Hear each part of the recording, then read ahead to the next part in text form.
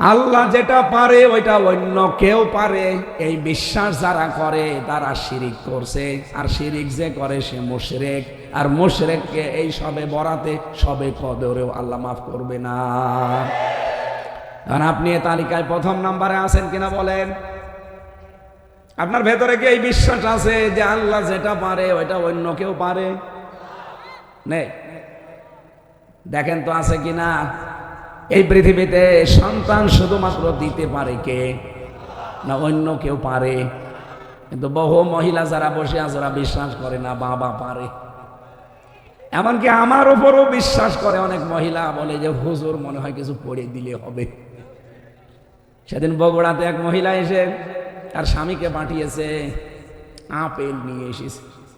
এসে বলছো হুজুর আপেল পড়ে দেন। আমি সূরা ফাতিহা পড়ে ফু দেব, তাছাড়া আর কি পড়বো? কারণ এইটাই তো শেফা। কি এই যে ঝাড়ফুঁক যা করা হয় সূরা ফাতিহা দিয়া, নাচ ফালাক দিয়ে। আমি তো সরল মনে পড়ছি, হঠাৎ উনি আমার কানের কাছে মুখ নিয়ে বলছে হুজুর আপেল এমন ভাবে পড়বেন যেন ছেলে হয়। কেন? বলছে আমার 3 মেয়ে, আমার বউ আমারে পাঠিয়েছে যে হুজুরকে দিয়ে এমন আপেল পড়াবা এবার যেন মেয়ে না হয়।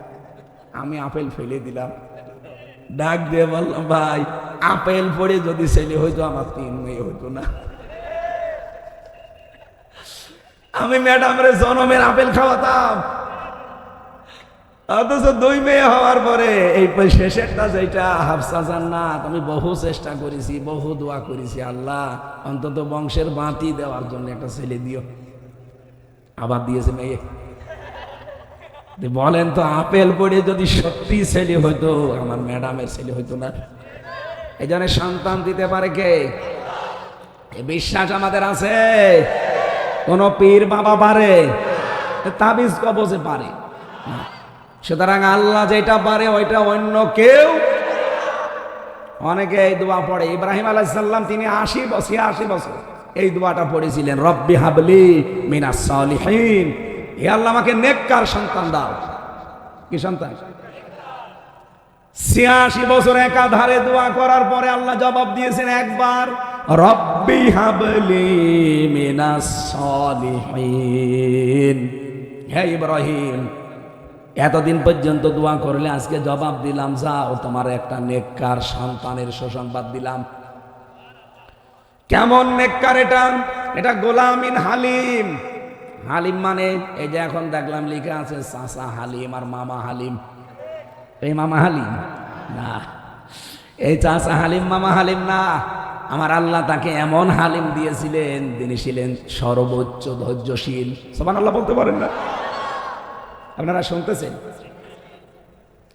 ইব্রাহিম নবী দোয়া করেছিলেন কত বছর? আরো জোরে। এরপরেও তিনি কিন্তু ধৈর্য হারা হননি, হাল ছেড়ে দেননি।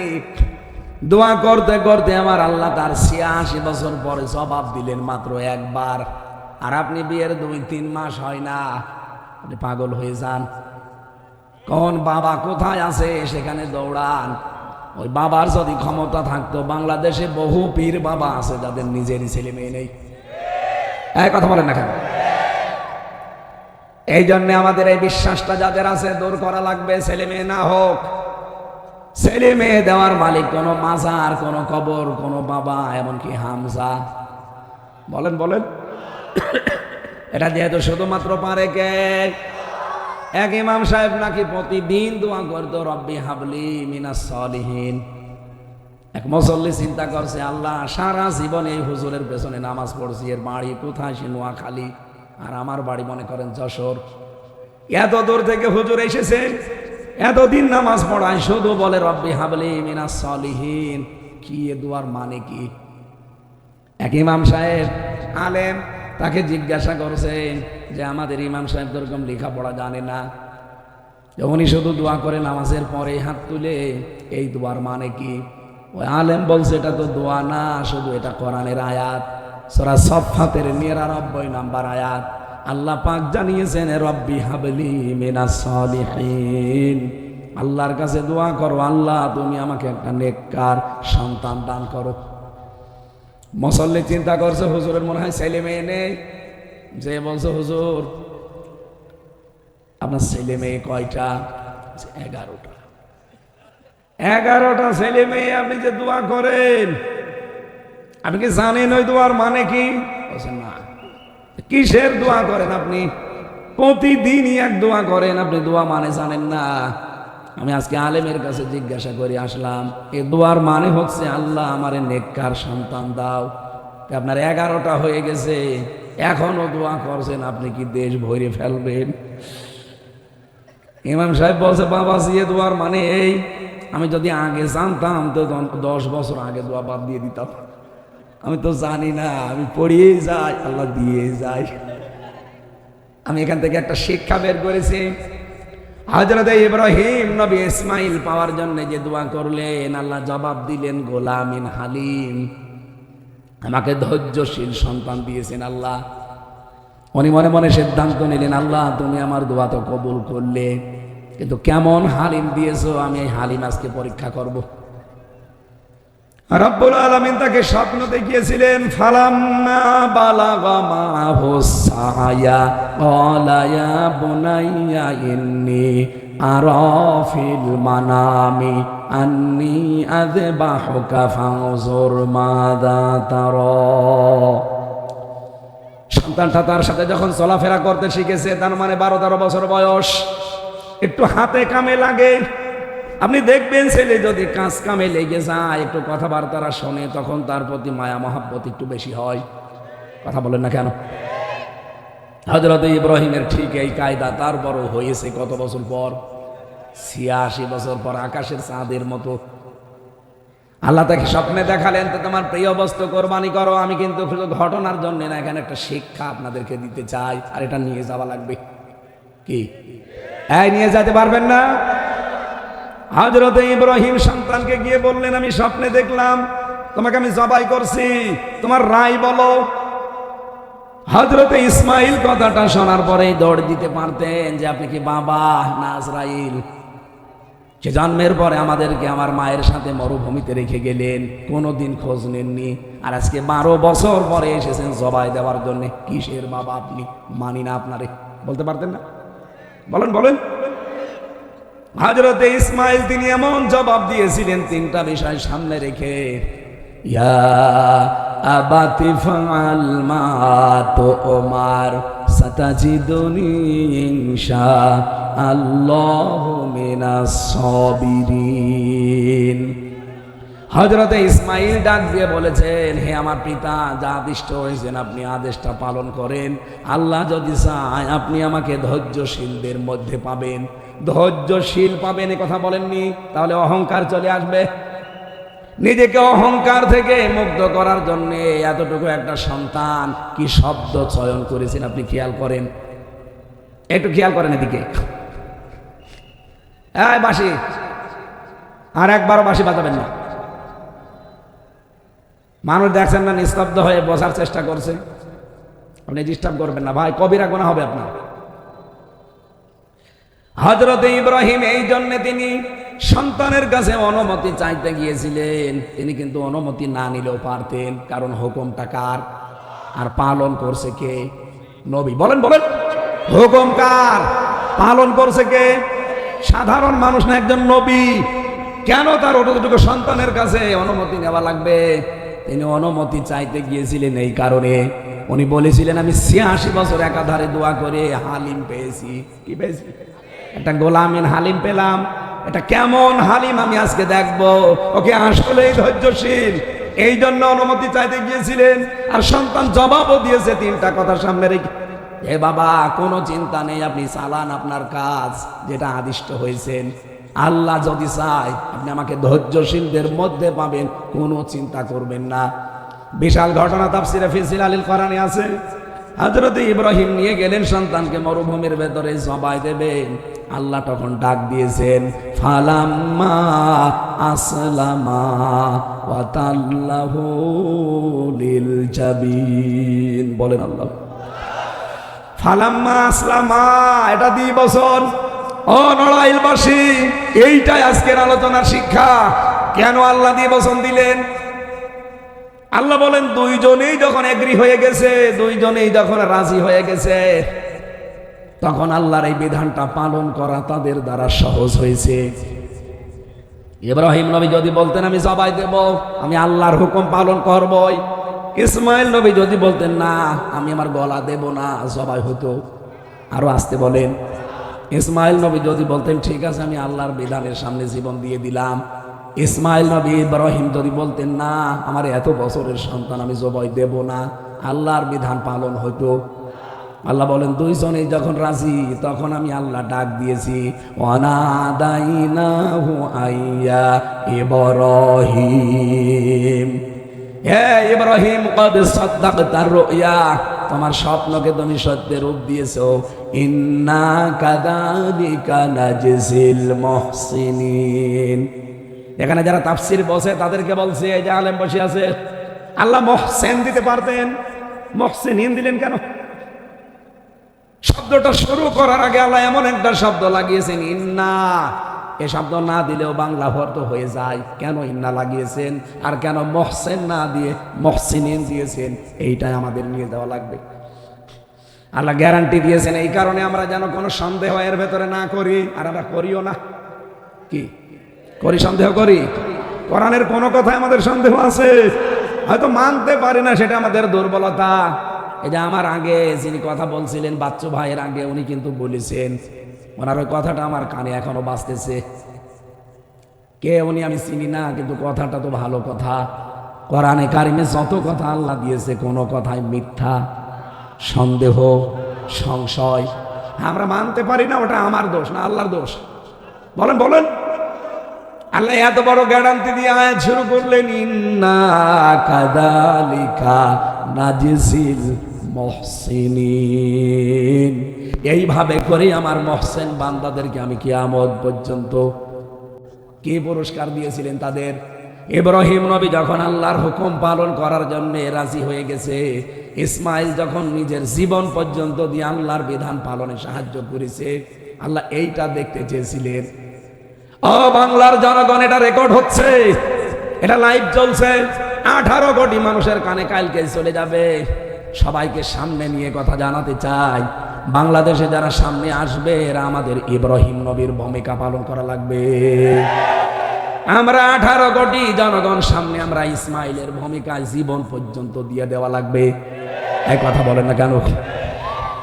কারণ আল্লাহর বিধান এখনো কায়েম হয়নি। আপনি বেশি থেকে করবেন কি? এখনো আল্লাহর বিধান এ জমিনে একটাও কায়েম হয়নি। আপনার জীবনের কিসের মূল্য? এখনো নিরপরাধ মানুষের ওপরে জুলুম শেষ হয়নি। এই কথা বলেন না কেন?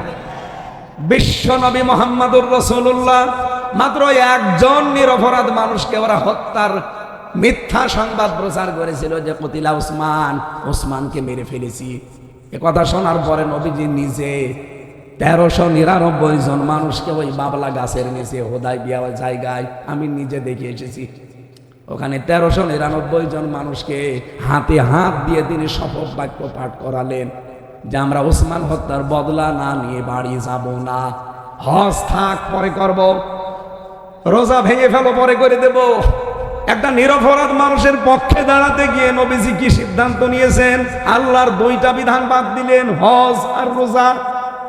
আর 1399 জন মানুষ হাতের ওপরে হাত দিয়ে তাদেরকে শপথ বাক্য পাঠ করাচ্ছেন, বায়াত গ্রহণ করাচ্ছেন যে জীবন দেব কিন্তু বাড়ি যাব না, হত্যার প্রতিশোধ না নিয়ে। নিরপরাধ মানুষের একটা মানুষের পক্ষে দাঁড়াতে নবীজি এত বড় বড় সিদ্ধান্ত নিতে পারেন। এই 15.5 বছরে কত নিরপরাধ মানুষ জেলখানায় ভর্তি আছে। এই নিকৃষ্ট মহিলার হিংসার বশবর্তী হয়ে তার রাগের কাছে হার মেনে জীবনটা নষ্ট করেছে কত মানুষ, বিশেষ করে আজহারুল ইসলাম। এই কথা বলেন না কেন? 15.5 বছরে যারা মিথ্যা মামলার শিকার হয়েছে তার ভেতরে এই লোকটা, যেহেতু উনি অবৈধ প্রধানমন্ত্রী ছিল, ওনার অবৈধ ক্ষমতা থাকাকালীন যা করেছে সব অবৈধ।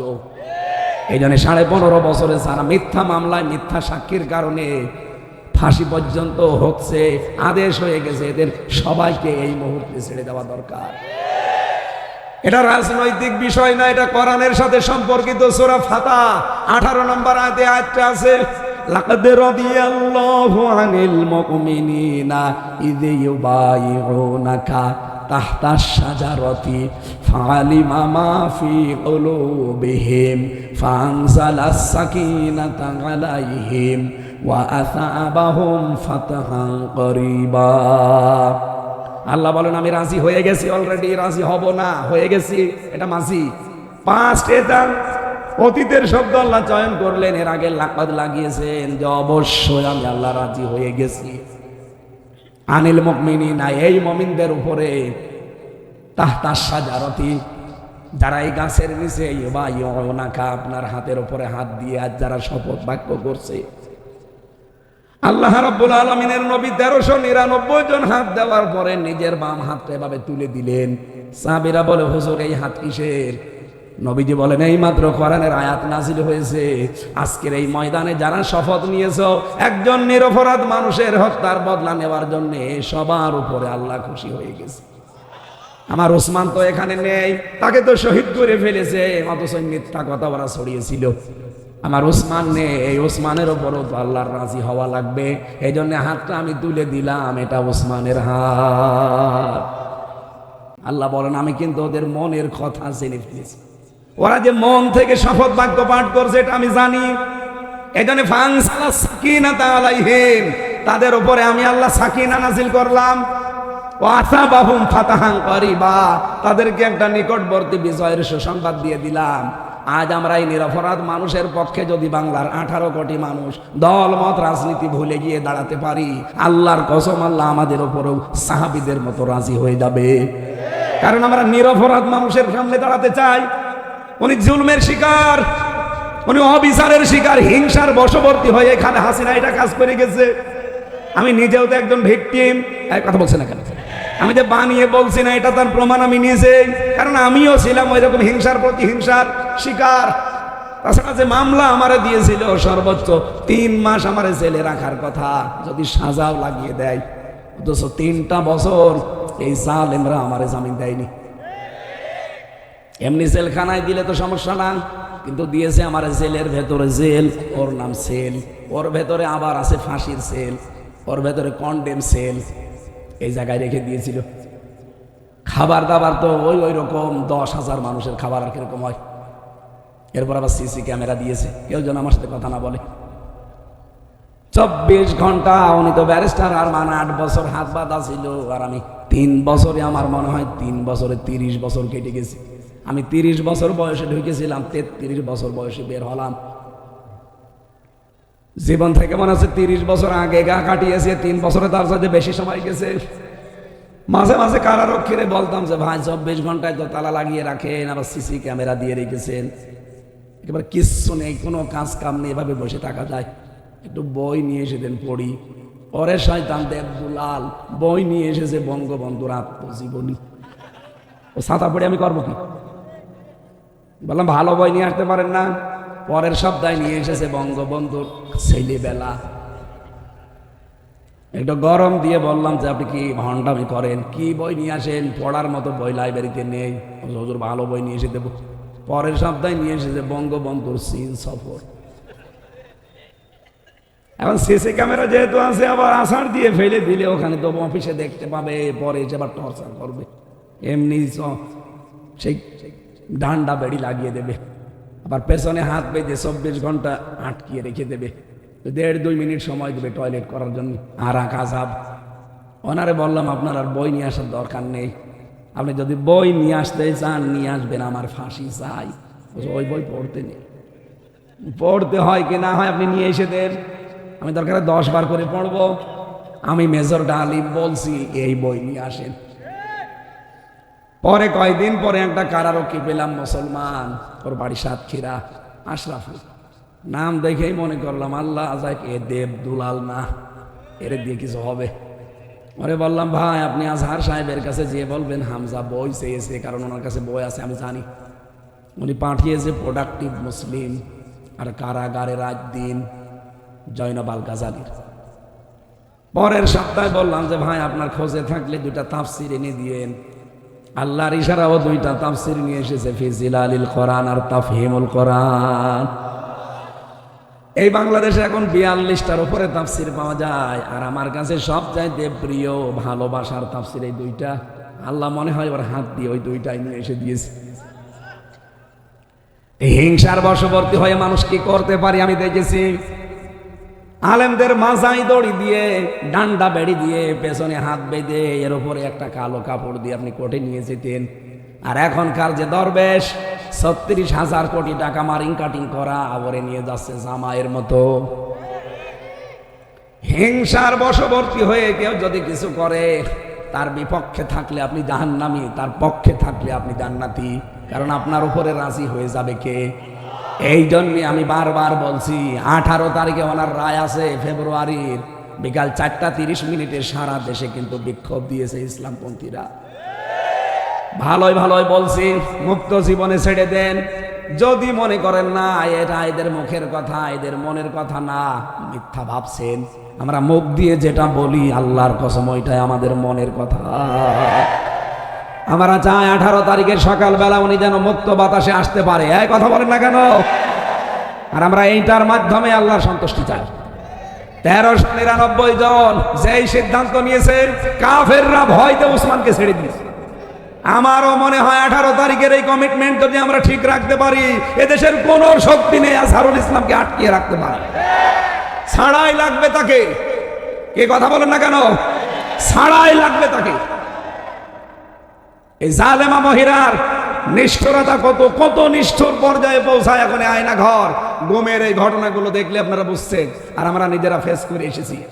সুতরাং নিরপরাধ মানুষ আজ 13 বছর পড়ে আছে জেলখানায়, কোনো অপরাধ নেই। অপরাধ একটাই, ওমা নাকামু মিনহুম ইল্লা ইউমিনু বিল্লাহিল আজিজিল হামিদ। উনি যদি হিন্দু হয়তো জীবনও 13 বছর জেলে থাকা লাগবে না, শুধুমাত্র একামতে দিনের দায়িত্ব পালন করে, এই কারণে তার উপরে হিংসা। ওনার একই মামলা, ওনারও ফাঁসির আসামি, লুৎফুজ্জামান বাবারও ফাঁসির আসামি। তারে কেন 17 বছর পরে ছেড়ে দিলেন? আমরা সরকারের কাছে জোর দাবি জানাচ্ছি, জননেতা মাজলুম মানুষ আজহারুল ইসলামকে আমরা ফেরত চাই। কারা চান দেখি? লিল্লাহি তাকবীর।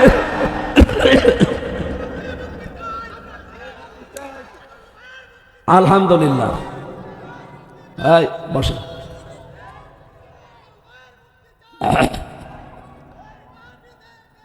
এই বসে। কোন মানুষ যদি এই কথার ধারণা করেন জানা এটা রাজনীতি, হ্যাঁ এটা আমার রাজনীতি। আমি কোরআনের আয়াতের দলিল দিয়ে শব্দের অর্থ বলেছি। এটা যদি রাজনীতি কেউ বলে, আলেমরা বলবে। আলেম বাদ দিয়ে যার পেটে বোম মারলে সূরা ফাতিহা শুদ্ধ করে বলতে পারে না, এই লোক যদি বলে এটা রাজনীতি, ও দাঁত মুখ কিন্তু সব খুলে ফেলবে। এটা আর আগস্টের 5 তারিখের আগে নেই। আপনি আন্দাজে রাজনীতি বলে চালিয়ে দেবেন মানে? আপনার চাইতে আমি কোরআন কম বুঝি? আমি কোরআনের ওপরে অনার্স মাস্টার শেষ করেছি। এই জেলায় আমার 6 জন উস্তাদ আছে বিশ্ববিদ্যালয়ে। ডক্টর আকবর হোসাইন, এটা আমার সরাসরি উস্তাদ। এরপরে ডক্টর ফারুক আহমেদ, এ নড়াইলে বাড়ি। অন্য বিভাগের স্যার আছে ডক্টর কামরুজ্জামান, ডক্টর শহীদ রিজওয়ান, ডক্টর আবু সিনহা, মরহুম ডক্টর রুহুল আমিন। 6 জন উস্তাদকে আল্লাহ যেন মাফ করে দেয়। সরাসরি আমি 2 জনের কাছে পড়েছি, বাকিটা অন্য বিভাগের। তারপরও আমার মাথার তাজ তারা। এই শিক্ষকদের জন্য দোয়া করছি যে আল্লাহ এই জেলায় তাদের জন্ম দিয়েছে। রব্বুল আলামিন আমার 6 জন শিক্ষক এই জেলায় আছে বিশ্ববিদ্যালয়ের, প্রত্যেককে হায়াতে তাজ্জাবা সিহাতে কুল্লিয়া দান করো, বলেন আমিন। আমি যে কথা তুলেছিলাম, এদেশের সামনে যারা আসবে 1628 জন মানুষ দায়িত্ব পাবে সামনে। 350 এমপি, বাকি এসপি, ডিসি, টিও, ওসি, সচিব সব মিলে কত জন? 1600। আরো জোরে বলেন 1600। আমরা চাই এই 1628 জন মানুষ আগামীতে যেন ইব্রাহিম নবীর ভূমিকা পালন করে। যেখানে আল্লাহর বিধান যেটা আসবে, যদি তরবারিও চালানো লাগে তারা চালাবে। আর আমরা 18 কোটি মানুষ আল্লাহর বিধানকে পালন করতে সাহায্য করব, যদি গলাও দেওয়া লাগে দিয়ে দেবো ইনশাআল্লাহ। এই কথা বলেন না কেন? তখন আল্লাহ আমাদেরকে উত্তম পুরস্কার দেবেন। এই জন্য মুহসিন না দিয়ে মুহসিনিন দিয়েছেন। সুবহানাল্লাহ বলতে পারেন না? ইন্না হাদা লাহুল বালাউল মুবিন। যদিও এটা বিশাল পরীক্ষা, একটা স্পষ্ট বিশাল পরীক্ষা, এটা সবাই পরীক্ষায় আসতে পারবে না। এটা পরীক্ষায় উত্তীর্ণ হওয়ার জন্য ইব্রাহিম ইসমাইলের মতো ঈমান থাকা লাগবে। আরো জোরে বলেন। আল্লাহ রাব্বুল আলামিন বলেন, ফাদাইনাহু বিযিবহিন আযীম। তাদের এই কোরবানির কারণে আমি বিশাল একটা কোরবানি তাদের জন্য পাঠিয়ে দিলাম, জান্নাতের একটা দুম্বা। সুতরাং আমাদেরও সামনে এই বাংলাদেশটা একটা জান্নাতের পরিবেশ তৈরি হতে যাচ্ছে। কথা বলে না কেন? আমরা ইব্রাহিম এবং ইসমাইলের ভূমিকায় আসতে রাজি আছি? হ্যাঁ, রাজি আছে। সামনে আর বেশি দিন বাকি নেই। আপনি দেখেছেন মাত্র এই 6 মাস 9 দিনের ব্যবধানে 15 ভাগ মানুষ চাইতো দেশে আল্লাহর দিন কায়েম হোক। গত 3 দিনে আগের রিপোর্ট, আজকে তো 15 তারিখ, 12 তারিখের রিপোর্ট। আন্তর্জাতিক মহলগুলো এই দেশের রিপোর্ট দিয়েছে, এই দেশে এখন 100 জনের 66 জন মানুষ চাচ্ছে দিন কায়েম হোক।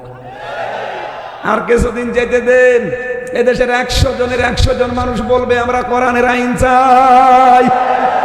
কারণ সব আইন আমাদের দেখা শেষ। কে কথা বলেন না কেন? ডক্টর কামালের তৈরি করা এই সংবিধান আজ 54 বছর বাংলাদেশে চলছে, 17 বার পরিবর্তন হয়েছে, কিচ্ছু শান্তি আমরা পাইনি, আরো অশান্তির দাবানল চলেছে। এদেশে চোর চুরি করলে ডাকাত হয়, ডাকাত চুরি করে জেলে গেলে খুনি হয়। এমনকি অনেক গাঁজাখোরকে দেখেছি জেলের ভেতরে গাঁজার গাছ লাগায়। আমি যেই তালায় থাকতাম তার নিচ তালায় এক গাঁজাখোর, ও গাঁজার গাছ লাগিয়েছে 2 মাস আগে, এত বড় হয়ে গেছে ওই টবের ভেতরে। জেলার একদিন এসে বলছে এই গাঁজার বীজ পেলি কোথায়? বলছে স্যার আমি ওই যে মামলার হাজিরা দিতে গিয়েছিলাম, আমার শোভাকাঙ্ক্ষী বাইরে আছে, আমার দোস্তরা, তারা আমার আসার সময় একটা টোপলা দিয়েছিল গাঁজার বীজের, ওটা আমি মুখের ভেতরে নিয়েছিলাম। এই জায়গায় ঢোকানোর সময় যখন মেশিন দিয়ে স্ক্যান করে আমি ধরা পড়িনি, চুরি করে চলে এসেছি ভিতরে। আর ওই গাছ আমি এই যে টবের ভেতরে লাগিয়েছি, দেখেন স্যার 2 মাসে কত বড় হয়েছে।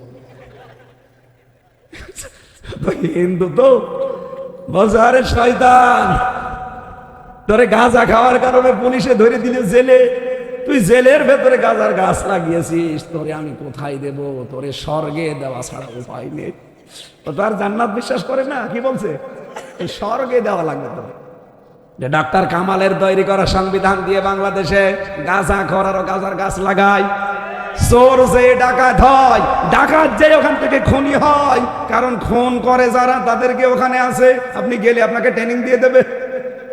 ওখানে সুইডেন আসলাম আছে 27 বছর, মুকিম গাজী আছে আজ 43 বছর, ডেঞ্জার রাসু পড়ে আছে গোপালগঞ্জের, ভয়ঙ্কর তাজ পড়ে আছে টাঙ্গাইলের, যে সোহেল চৌধুরী হত্যার মামলার আসামি নায়ক নাম শোনেননি?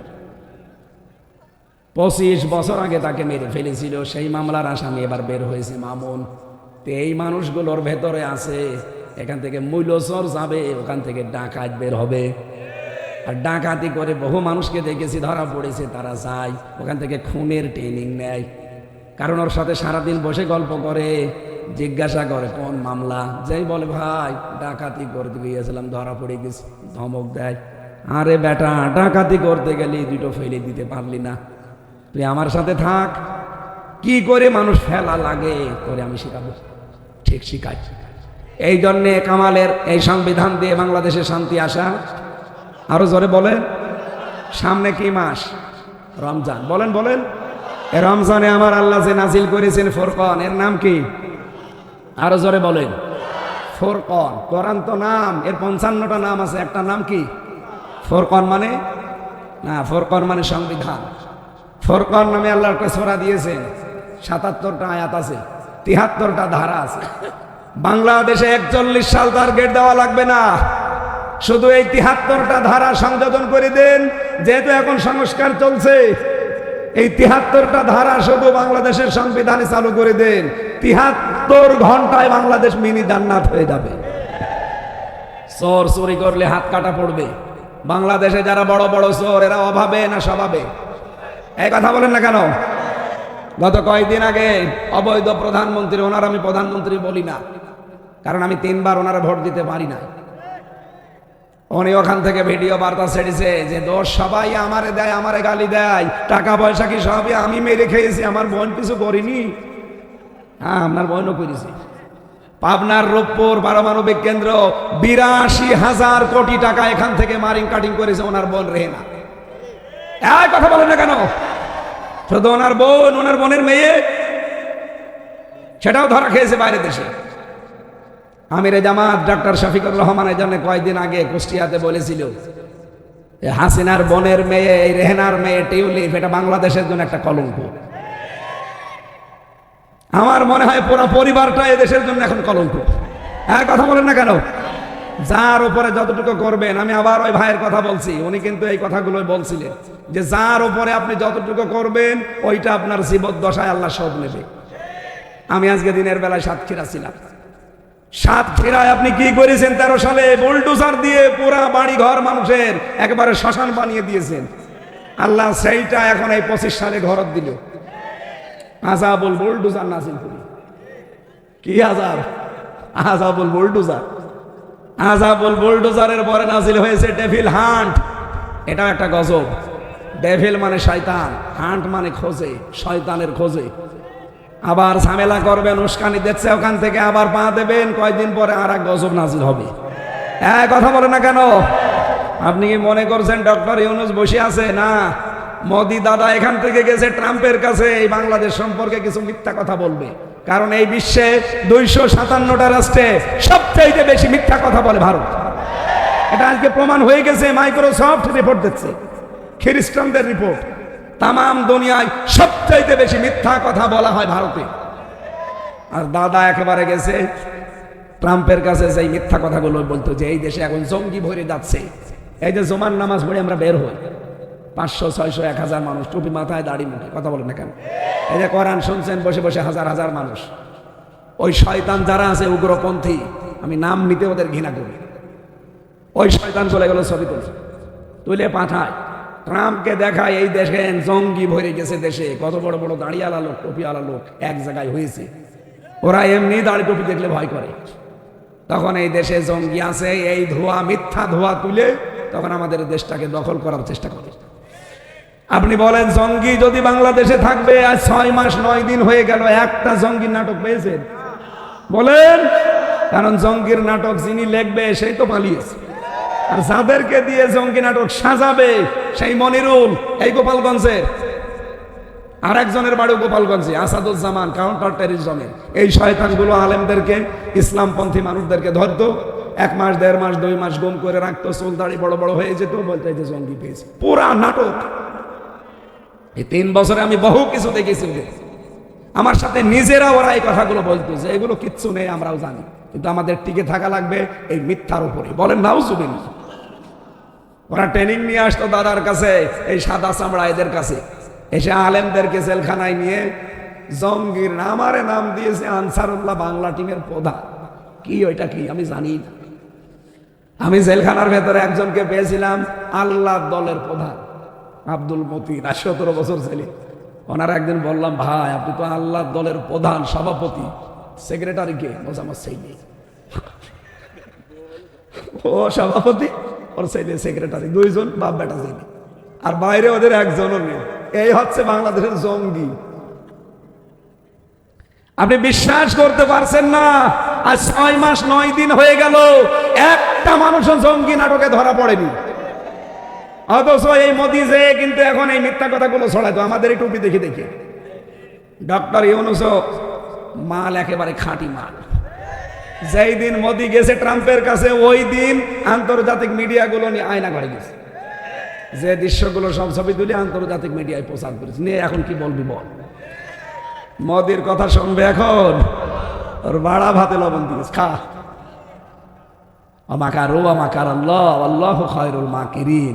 যে অবস্থা করছেন, আপনার নাই ষড়যন্ত্র, কিন্তু আল্লাহর তো ষড়যন্ত্র না, আল্লাহর কৌশল। আপনি যা করবেন একটাও হালে পানি নেবে না, সব আল্লাহ ফাঁস করে দেবে। কারণ এই দেশে এমন কিছু মানুষ তৈরি হয়ে গেছে যারা দেশটার জন্য অন্তত জীবন দিতেও ব্যস্ত হবে না ইনশাআল্লাহ। এখানে সামনে আসছে কোরআনের দিন, ইসলামের দিন, এটা আমরা যেন চর্ম চোখে দেখতে পারি। বলেন আমিন। আরো জোরে বলেন আমিন। দরুদ সালাম পাঠ করার মাধ্যমে যে 2টা কথা তুলেছিলাম, যে সবে বরাত বলেন, সবে কদর বলেন, আল্লাহ মাফ করে না 2 প্রকার মানুষ। একটা মুশরিক, আর মুশরিক হচ্ছে তারা আল্লাহ যেটা পারে ওইটা অন্য কেউ পারে এই বিশ্বাস যারা করে। আমি একটা উদাহরণ দিয়েছিলাম, সন্তান দিতে পারে কে? অন্য কেউ পারে। তাহলে এই শিরকি যাদের আছে তারা এখন থেকে তওবা করেন। এই কথা বলে না কেন? 2 নাম্বারটা একটু কড়া, বলবো এটা নাকি নির্বাচনের পরে বলবো? এই চলে যাচ্ছেন, এই বসো। কিসের বসা? ধরে রাখা লাগবে যেভাবে হোক। আর আধা ঘন্টা থাকতে পারবেন না? 15 মিনিট একটু থাকেন, মরে যাবো। জালেমরা আমার শরীরে এমন কোনো জায়গা নেই যে টর্চার করে না। মাথার চুল থেকে পায়ের তালু পর্যন্ত পুরাটা জামা কাপড় খুলতে পারি না, একটা ইঞ্চি জায়গা খালি নেই। যে এখনো বেঁচে আছে এটা আল্লাহর রহমত ছাড়া আর কিছু না। আমার সামনে কত লাশ বের হয়ে গেছে, আমি তো মনেই করেছিলাম যে জীবনে মনে হয় আর বের হওয়া যাবে না, কারণ যে জায়গায় রেখেছিল ওখান থেকে মানুষ ফিরে আসে না। কিন্তু হঠাৎ করে যে আল্লাহ এরকম পরিবর্তন করে দেবে আর জালেম পালাবে কে জানে। আল্লাহ সব করিয়েছে, আলহামদুলিল্লাহ। দ্বিতীয়টা বলে ফেলি, আপনি মানবেন না মানবেন এটা আপনার বিবেকের ব্যাপার। কি আমি আশা করছি আপনি মানবেন। না না মানলা যদি ইচ্ছা থাকে যে না যা বলে বলুক গা, ও সাথে আমি শুনি চলে যাব, এরকম মন আছে কাদের? হাত তোলেন তো। এক বুঝো, এই তার কাটা, এইদিকে তাকান। ওর তার আসলেও কাটা, চেহারার দিকে তাকিয়ে দেখেন তার কাটা আছে। হ্যাঁ তার কাটা আছে, ঠিক আছে। আমি দ্বিতীয়টাও বলছি, যেহেতু 120টা এতগুলো বলা তো সম্ভব না। 2 নাম্বার পয়েন্টটা বলছি, এই তাকান। আলা লাহুল খালকু ওয়াল আমরু তাবারাকাল্লাহু রাব্বুল আলামিন। সূরা আরাফের 54 নাম্বার আয়াতে আছে, শেষের দিকে পাবেন। আল্লাহ বলেন জমিন সৃষ্টি করেছি আমি, আইন চলবে আমার। সুতরাং পৃথিবী বানিয়েছে কে? আইন চলার কথা কার? আল্লাহর এই জমিনে আল্লাহর আইন বাদ দিয়ে যারা মানুষের তৈরি করা আইন কায়েমের জন্য দল করেন, আল্লাহর তৈরি করা আইন বাদ দিয়ে মানুষের তৈরি করা আইন প্রতিষ্ঠার জন্য যারা ভোট দেন, আপনি কিন্তু মুশরিক। কোন আলেম নিয়ে আসবেন নিয়ে আসেন, আমার কোনো ভয় নেই। আমি আপনাকে পুষিয়ে দিতে পারলেই হলো। আমি বলেছি আল্লাহ যেটা পারে ওইটা অন্য কেউ পারে, এই বিশ্বাস করলেই সে শিরিক করে, আর শিরিক করলে সে মুশরিক। আর মুশরিককে আল্লাহ সবে বরাতে মাফ। বলেন আল্লাহ যেটা পারে অন্য কেউ পারে? আইন দিতে পারে কে? আপনি কেন নিজের আইন তৈরি করে মানুষের উপরে চাপিয়ে দেবেন বলেন? এই জন্যই তো ক্লিয়ার করার জন্য বসেছি। না, যাদের ভেতরে এই উল্টা পাল্টা বিশ্বাস আছে এখনই পরিবর্তন হওয়া লাগবে। আপনি কথা দিয়েছেন আমাকে যে না আমি পরিবর্তন হব, আমি বলার দরকার বলে যাব, আপনি শোনার দরকার শুনে যাবেন। ও মাহফিল আমি করি না, আমি আপনাকে গুলিয়ে খাওয়াবো, তারপরে আমি নিজে খাবো। এখনো খাবার খাইনি, আমি যাই খাবো। বলেন আপনাকে সিদ্ধান্ত পাল্টাতে হবে। আল্লাহর আইন বাদ দিয়ে মানুষের কোনো আইনের পেছনে আজকে থেকে থাকতে পারবেন না। যদি আপনি এরপরও সিদ্ধান্ত না পাল্টান আপনি চলে যান। না আমি এখানে দেখতে চাই না, যান। এরকম কেউ থাকলে চলে যান। আজকে থেকে সিদ্ধান্ত নিয়ে বাড়ি যাওয়া লাগবে। আল্লাহর আইন ছাড়া কারো আইনের পক্ষে আমি নেই। এটা যদি আমার বাবা মা ছাড়া লাগে আমি ছেড়ে দেব, যদি দল ছাড়া লাগে ছেড়ে দেব, যদি বউ ছাড়া লাগে ছেড়ে দেবো। এই কথা বলেন না কেন? কারণ আমার আসল মালিক এবং আপনজনকে আমার বউর জন্য, মা বাবার জন্য আমার আখিরাত আমি নষ্ট করব? আপনি কি মনে করেন আপনার বউ আপনাকে খুব ভালোবাসে? হ্যাঁ আমি জানি। কিন্তু আপনি এখন মারা যান, আপনার বউ হয়তো পাগলের মতো কান্নাকাটি করবে। 2 দিন একেবারে পাগল হয়ে যাবে, 3 দিন না খেয়ে থাকবে, 7 দিন চিন্তায় কথা বলবে না, 40 দিন সাদা কাপড় পরে থাকবে, 4 মাস 10 দিন পর্যন্ত একটু মন খারাপ থাকবে। ওর বাবা আর মা এসে নিয়ে যাবে বাড়িতে, বলবে আর কতদিন? 4 মাস 10 দিন পরে ঠিকই একটা ছেলে দেখে তার বিয়ে দিয়ে দেবে। 2-4 দিন সংসার হয়ে গেলে ওই মেয়ে তার বাবা মার কাছে কল দেবে, আপনার বউ বলবে বাবা খুব ভালো কাজ করেছো, আগে যেটা ছিল ওর চাইতে স্বামী 100 গুণ ভালো। এইটা হচ্ছে দুনিয়া, এটা কি? সুতরাং এইরকম বর জন্য, এইরকম ছেলে মেয়ের জন্য, এইরকম মা বাবার জন্য আমার বিশাল আখেরাত আমি নষ্ট করবো? আমি কি পাগল হয়ে গেছি? আরে ভাই কোরআনের চোখ লাগিয়ে দেখতে পাচ্ছি আপনি পাগলামি করছেন। আপনি মানুষের তৈরি করা আইনের পেছনে সময় দেবেন কোন কারণে? আপনার সময়, আপনার সম্পদ, আপনার জীবনের দাম নেই। একটা কুকুরের আইন মানে না, আর আপনি মানুষ হয়ে মানুষের তৈরি করা আইন মানবেন? আল্লাহ কি খেলা করছে বসে বসে? সুতরাং আজকে সিদ্ধান্ত পাল্টাতে হবে, না তো মাহফিল করার দরকার নেই। এটা বাদ দিয়ে আগামী থেকে গাজীর গান দেবেন। ও বলছে ঠিক, তারপরেও ও মানবে না। আমার তাহলে গলা নষ্ট করায় বেকার হচ্ছে না?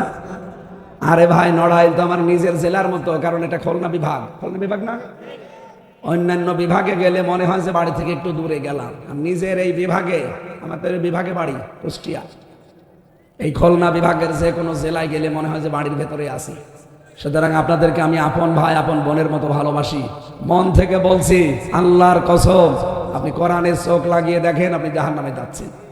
আপনাকে আল্লাহ মাফ করেনি এই সবে বরাতে, সবে কদরও মাফ করবে না যদি এই সিদ্ধান্ত না পাল্টান। আইন চলবে, কারণে জগৎ বানিয়েছে কে? আমি 2টা পয়েন্ট বললাম, একটা সন্তানের, একটা আইনের, এরকম 120টা আছে, সবগুলো আমরা আজকে বলছি না। 2 নম্বরে আল্লাহ মাফ করে না তাদেরকে যারা হিংসুক। কি এদেশে তো হিংসা নেই, আমার হোক অন্য কারো যেন না হয়, এটার নাম হিংসা। এই হিংসা যাদের ভেতরে আছে, তাদের আমল আখলাক যায় আছে, টোটা ফাটা যে খেদমত গুলো করেন, নেক কাজগুলো করেন, ওগুলো সব পুড়িয়ে সারখার হয়ে যাচ্ছে। নবীজি বলেন, কাঠে আগুন লাগিয়ে দিলে যেমন পুড়ে যায়, যাদের ভেতরে যারা পরিমাণ হিংসা আছে তাদের নেকি সব পুড়ে যায়। সুতরাং আমার মতো এরকম পাগলামি আমরা যেন আর না করি। হিংসা করা যাবে না, কয়দিনই বাঁচবো, যে যা করছে করুক, ওর সম্পদ হচ্ছে হোক, আল্লাহ তুমি আমাকেও দাও না, আমারই হবে, আর কারো যেন না হয়। এটার নাম এই হিংসুক যারা নারী পুরুষের ভেতরে, তারা সবে বরাতে মাপ পান নাই। আর আমার আজকের তেলাওয়াত কিন্তু আয়াত সূরা আহজাব 45-46 নম্বর আয়াত। আমি 15টা পয়েন্ট করেছি আয়াত থেকে। আমাদের যিনি আদর্শ মুহাম্মদুর রাসূলুল্লাহ সাল্লাল্লাহু আলাইহি ওয়াসাল্লাম, আল্লাহ তাকে 15টা নাম দিয়েছিলেন, গুণ দিয়েছিলেন, 15টা গুণবাচক জিনিস দিয়ে দুনিয়ায় পাঠিয়েছিলেন। আমরা যদি ওইগুলো দুনিয়ায় অর্জন করতে পারি, আমরা সাকসেস। আমরা কি শুরু করব না শেষ করে দেব? আল্লাহ রাব্বুল আলামিন বলেন, আহজাব সূরার নাম কি? আরো জোরে। আহজাব মানে না, আহজাব মানে যৌথ বাহিনী। এই যে যৌথ বাহিনী এখন ডেভিল হান্ট চালাচ্ছে না, কথা বলছে না কেন? যৌথ বাহিনী দেখলে ইমানদারেরা খুশি হয়। ওয়ালাম্মা রাআল মুমিনুনা আল আহজাব, যখন মুমিনরা যৌথ বাহিনী দেখেছে তখন আনন্দে আত্মহারা হয়ে গেছে। আর সবচাইতে বেশি আতঙ্ক এবং ঝামেলায় পড়েছে যারা খনি, যারা জুলুমবাজ, আর যারা দুর্নীতিবাজ। দেখেন বাংলাদেশে যৌথ বাহিনী যখন অপারেশন ডেভিল হান্ট চালাচ্ছে, এদেশের ইমানদার যারা যারা অপরাধ করে না, তাদের কোনো চিন্তা নেই। চিন্তা কাদের? যারা খনি। এক কথা বলে না কেন? যারা গাজীপুরে 2টা ছাত্রকে পিটিয়ে মেরে ফেলেছে, চিন্তা তাদের। যারা কোটি কোটি টাকার সম্পদ আত্মসাৎ করে বাইরে পাচার করেছে, চিন্তা তাদের। যারা জুলুমের সাথে 15 বছর নিয়োজিত ছিল, চিন্তা তাদের। সূরার নাম কি? যৌথ বাহিনী। সূরার নাম 73টা আয়াত আছে, মাত্র একটা আয়াত পড়েছি। আল্লাহ রাব্বুল আলামিন বলেন, ইয়া আইয়ুহান নাবিয়্যু, হে নবী, ইন্না আরসালনাকা শাহিদাও ওয়া মুবাশশিরাও ওয়া নাযীরা, অবশ্যই আপনাকে দুনিয়ায় আমি পাঠিয়েছি সাক্ষ্যদাতা, সুসংবাদদাতা আর সতর্ককারী রূপে। ওয়াদাউয়ান ইলাল্লাহি বিইذনিহি ওয়া সিরাজাম মুনীরা। 4 নম্বরে আপনাকে আমি দুনিয়ায় আমার দিকে ডাকার জন্য দায়ী করে পাঠিয়েছি। 5 নম্বরে আপনি উজ্জ্বল প্রদীপ। এরকম আছে কয়টা? 15টা। কয়টা বলেন বলেন? আপনারা কি হাত লেগে গেছে নাকি? আল্লাহ রাব্বুল আলামিন নবীজিকে দায়ী দিনের দিকে ডাকার জন্য পাঠালেন, উজ্জ্বল প্রদীপ রূপে তাকে পাঠালেন, সাক্ষ্যদাতা হিসাবে পাঠালেন, সতর্ককারী হিসাবে পাঠিয়েছেন। আল্লাহ পাক তাকে সুসংবাদদাতা হিসাবে পাঠিয়েছেন। এক একটা শব্দে আমি তাফসিরে যত লক্ষ লক্ষ কথা পড়েছি, শব্দ বলা সম্ভব না। আমার কণ্ঠ সাপোর্ট দিচ্ছে না, জন্য তাড়াতাড়ি করছি। 2 নম্বর শব্দটা আমি ব্যাখ্যা করার জন্য একটু বেছে নিলাম, বাশির। আমার নবী ছিলেন সুসংবাদদাতা। নিজেদের নফসের উপরে জুলুম করে জীবনটা যারা আমরা নষ্ট করে ফেলেছি, ও দুনিয়ার মানুষেরা ফিরে আসেন। বলিয়া ইবাদিয়াল্লাযীনা আসরাফু আলা আনফুসিহিম লা তাকনাতু মির রাহমাতিল্লাহ।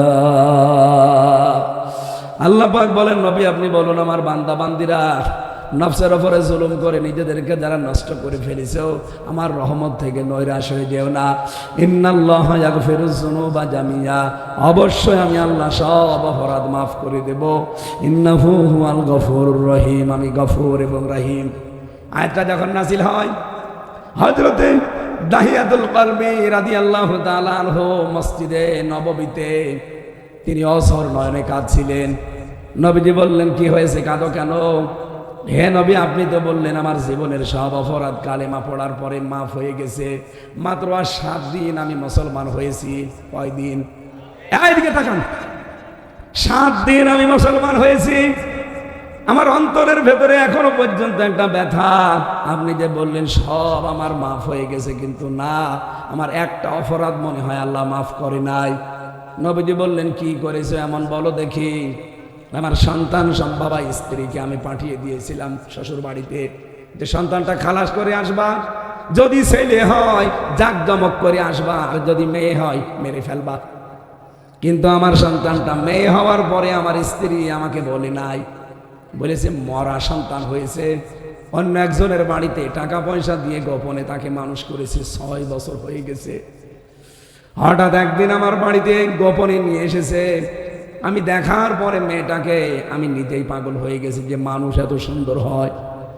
মেয়েটা কাছে গিয়ে যখন আদর আখলাক করলাম, স্ত্রী মনে মনে করছে সব আমি ভুলে গেছি। আমারে ডাক দিয়ে বলে, স্বামী আমার একটা কথা বলি, আপনি যদি কিছু মনে না করেন, এর চেহারার দিকে তাকান, এর নাক কান মুখ ঠোঁট কিন্তু আপনার মতোই মনে হচ্ছে। এই পৃথিবীতে যতগুলো সুন্দর মানুষ আল্লাহ পাঠিয়েছিলেন, তার ভেতরে এই সাহাবী একজন, দাহিয়াতুল কলবি রাদিয়াল্লাহু তাআলা আনহু। হযরতে জিবরাইল মাঝে মাঝে তার আকৃতি ধারণ করে নবীর কাছে ওহী নিয়ে আসতেন, এত সুন্দর ছিল। যেহেতু বাবার আকৃতি পেয়েছে মেয়েটা, স্ত্রী সাহস করে বলছে, স্বামী আমার, আপনি কি মনে করবেন জানি না, সন্তানটা কিন্তু আমাদেরই। আমি আদর এমন করলাম, স্ত্রী ভুলে গেছে। আমার মনের ভেতরে শয়তান এবং এই জাহেলিয়াত এমন ভাবে উকি ঝুঁকি মারছে যে না, একে রাখা যাবে না। বড় হলে যদি বিয়ে দেই, যেখানে যাবে সেখানে আমি ছোট হব, এটা আমি রাখবো না। ওকে নানির বাড়িতে নিয়ে যাব বলে বাড়ি থেকে সাজিয়ে নিয়ে গেলাম মিথ্যা ধোকা দিয়ে। বাড়ির দিকে না যে নানির বাড়ির দিকে গেলাম অন্য রাস্তায়, এক জঙ্গলের রাস্তায়, মরুভূমির রাস্তায়। নিজে একটা গর্ত তৈরি করলাম। মেয়েটা বারবার আমাকে বলছিল, বাবা আমি তো নানির বাড়িতে এর আগে মায়ের সাথে কয়েকবার গেছি, আপনি কোথায় নিয়ে আসলেন? এত কষ্ট করার দরকার নেই, চলেন আমরা ফিরে যাই।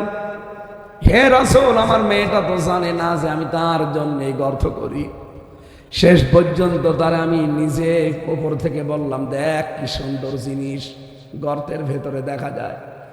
মেয়েটা আমার কথা সরল মনে বিশ্বাস করে দেখতে গেছে।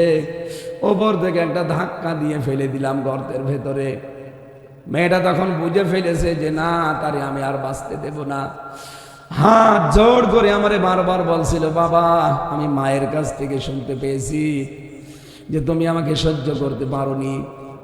আমি কথা দিচ্ছি জীবনে কোনোদিন তোমার কাছে আমি আর ফেরত যাব না। বাবা বলেও তোমার সম্মান নষ্ট করব না, দরকার হয় ভিক্ষা করে খাবো, আমার জীবনটা তুমি আজকে ছেড়ে দাও।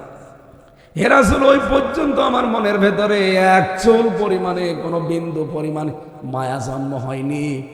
বিশাল এক পাথর 2 হাত দিয়ে উপরে নিলাম, ওর বুকের উপরে দেখে মারলাম। ফিনকি দিয়ে রক্ত বের হয়ে আমার শরীরে লেগেছিল। ওই দিন মেয়েটা একটা আত্মচিৎকার দিয়ে বলেছিল, বাবা তোমার মতো নিষ্ঠুর বাবা যেন দুনিয়ায় আর কারো না হয়। হাদিস যিনি বর্ণনা করেন তিনি বলেন, নবীজি এই কথা শুনছিলেন মসজিদে নববীতে। আল্লাহর নবী নিজে অঝর নয়নে কেঁদে ফেললেন। ডাক দিয়ে বললেন যে মানুষ এত নিষ্ঠুর হতে পারে। আমি এই হাদিসটা যখন পড়েছি, আমার নিজের মেয়ে, 2 নাম্বার মেয়ে যেটা ফারিহা জান্নাত, আমি জেলে যাওয়ার সময় ওর বয়স 7 মাস ছিল, এখন 4 বছর। ওরে আমি মাঝে মাঝে নিয়ে ভাবি, কারণ 3টা মেয়ের ভেতরে এই মেয়েটারে আমার মহাব্বত একটু বেশি, কারণ এটা আমি দেখতে পাইনি। চিন্তা করি ওই সাহাবীর দিকে আর আমার এই মেয়েটার দিকে। আল্লাহ, আমার মেয়েটার চেহারা অনেক সুন্দর, এর দিকে তাকালে আমি অনেক কিছুই ভুলে যাই। মাঝে মাঝে আমার চিন্তা হয়, আল্লাহ ওই সাহাবী কি করি এত সুন্দর মেয়েকে নিজের হাতে কবরের ভেতরে দিয়ে গর্তের ভেতরে আবার পাথর নিক্ষেপ করে তার জীবনটা শেষ করে দিল। আমাকে যদি তামাম দুনিয়াও কেউ দিয়ে দেয়, আমার ফারিহার গায়ে পাথর লাগা দূরের কথা, একটা ফুলের টোকাও আমি লাগতে দেব না। আমিও তো আমার মেয়েকে ভালোবাসি, উনিও তো ভালোবাসার কথা। তো কি সাহিলিয়াতের ভেতরে ছিল বলেন তো একটা লোক। মেয়েটার জন্য যখন কবর খুঁড়ছিল এই গর্ত, তখন মাটিগুলো এই দাড়ির ভেতরে চুলের ভেতরে যাচ্ছিল। সাহাবী বলে, হুজুর আমি বারবার দেখি আমার মেয়েটা দৌড়িয়ে এসে এই দাড়ির ভেতরে আর চুলের ভেতরে এই ঢেলা ময়লাগুলো বালিগুলো পরিষ্কার করে দেয়। ওই সময়ও যদি আমার মনের ভেতরে একটু মায়া আসতো, আমি কিচ্ছু করি নাই, তারে শেষ করে দিলাম। আর 7 দিন আমি মুসলমান হয়েছি, এতদিন আমার কিছু মনে হয়নি, কিন্তু আজকে আমার মনে হচ্ছে এই মেয়েটা জানে আমার মাঝে মাঝে ডেকে বলছে, বাবা তোমার মতো নিষ্ঠুর মানুষ যেন দুনিয়ায় কারো বাবা না হয়। আপনি যে বললেন আমার সব মাফ হয়ে গেছে, কিন্তু এইটা আমার মাফ হয়েছে আমার বিশ্বাস হয় না।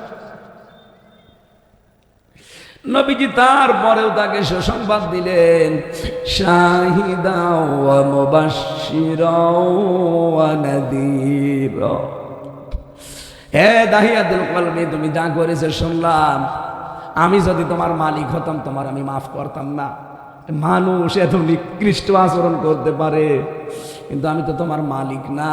তোমার মালিক একজন আছে, উনি যেহেতু কোরআনে আয়াত নাযিল করেছে, আমি তোমার গ্যারান্টি দিতে পারি আল্লাহ তোমাকেও মাফ করে দিয়েছে। সম্মানিত মা বোনেরা, কোথায় ছিলেন আপনারা? আছাড় দিয়ে মেরে ফেলতো জন্মের পরে, কোথায় তুলে দিয়েছে আমার আল্লাহর নবী এসে ইসলামের কারণে। সুসংবাদ দিয়ে যাচ্ছি, যদি ইসলামে দেশে আবার আসে, মেয়েরা সব চাইতে দামি জায়গায় থাকবে। বিশ্বনবী জানিয়েছেন, যার 3টা মেয়ে আছে, যদি 3টা মেয়েকে আদর যত্ন করে, তাদের পেছনে খরচ করে, দিন শিক্ষা দিয়ে সৎ পাত্র দেখে পাত্রস্থ করতে পারে, আমি নবী গ্যারান্টি দিলাম কিয়ামতের দিন সে আমার সাথে এইভাবে জান্নাতে থাকবে। আমি এই আশায় বুক বেঁধে আমার 3টা মেয়ের পেছনে শ্রম দেই, তাদেরকে দিনের শিক্ষা দিচ্ছি, তাদের পেছনে আমার সাধ্য মতো খরচ করছি। আমার পৃথিবীতে আল্লাহ রাসূলের পরে এই 3টা মেয়ে আমার কাছে আমার পৃথিবী। আমি চেষ্টা করব তাদেরকে সৎ পাত্র দেখে পাত্রস্থ করে, নবীর এই কথাকে আমল করে কিয়ামতে যেন নবীর সাথে জান্নাতে যেতে পারি। বলেন আমিন।